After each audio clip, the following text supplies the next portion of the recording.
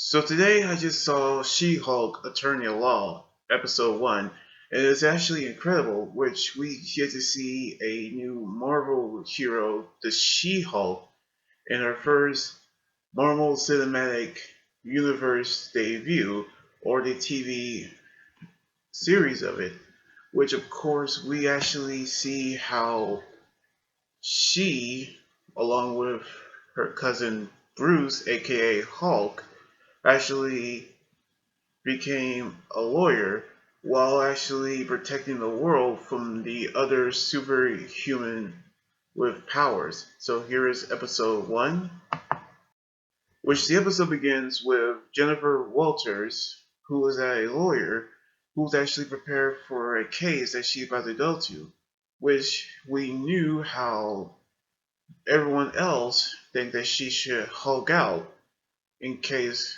there's trouble. But the truth is, she actually is a Hulk, which leads to the incident that happens a few months ago, which Jen, talking to her cousin Bruce Banner, which we actually see Mark Ruffalo returns as the Hulk after the events of Avengers Endgame, where he wear a device that makes him human while keeping his Hulk side under control. In which, due to the fact that they are talking about Captain America, they were actually ambushed by a Shikarian aircraft where they actually got into a car accident, in which both Jen and Bruce were actually injured, which Bruce's blood, which based off the comic book origin, spilled into Jen's injuries, in which she actually felt his powers surging within her and actually change. In which Nightfall, which she actually was in complete damage when everyone else tried to clean her up, by which a group of men tried to harass her, but she felt an anger within her and she actually became the She-Hulk until Bruce tackled her until she actually fell unconscious, where they actually in his home in Mexico under the lab, which she was actually explained by Bruce, who's actually transformed back into his Hulk form or his Smart Hulk form, which he explains that her blood actually got mixed up with his, which they share a genetic reaction to the gamma radiation. And of course, we knew how she doesn't want any of this, as she wants to be back to normal. But Bruce said there is no way of changing back. Even the device that he's wearing is just a prototype. Knowing how there's no changing this, as it is permanent.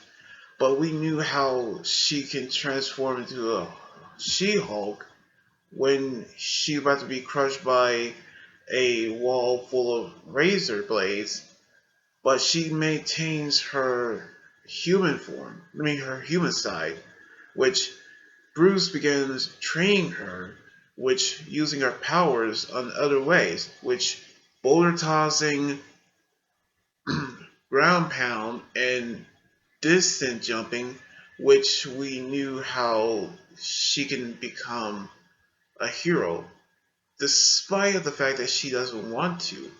However, we see how they actually get drunk without getting, well, completely buzzed or hammered.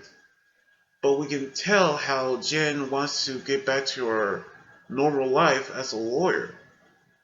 But Bruce said there is no way of changing as she is a hero now, which the argument actually changed into a fight when they both used their Hulk forms to battle in the area, which we knew how they destroy his bar, which they repaired. in which Bruce respects that if she wants to go back to a lawyer, she can do that. In which she decides to head back to the city and she can call him wherever she wants. In which we can see how she go back to her case. Which back to the present, we actually see them head to the case right now. But a villain named Titana actually arrived, in which we see that she transformed to a Hulk and defeats Titana as well, which she about to deliver her closing argument. But at the end credit scene, we see Jen and Bruce still talking about Steve Rogers, aka Captain America, with some details I won't reveal, but it is a good episode. So we actually knew how the episode actually plays out, just like in the Marvel Comics, which of course we see the new hero, the She-Hulk, which of course Jennifer Walters and Mark Ruffalo returns as Bruce Banner, aka the Hulk, with a new villain named Titana. Not a villain, but a super villain, of course. But this episode has actually turned out amazing, despite that there are some Easter eggs in the process, which of course the Shikarian aircraft, the facts about Steve Rogers, and of course more details of the superhumans. But I cannot wait to see what's going to happen on the next episode next weekend. So anyway, like this video, subscribe for more, and comment what you think about the episode.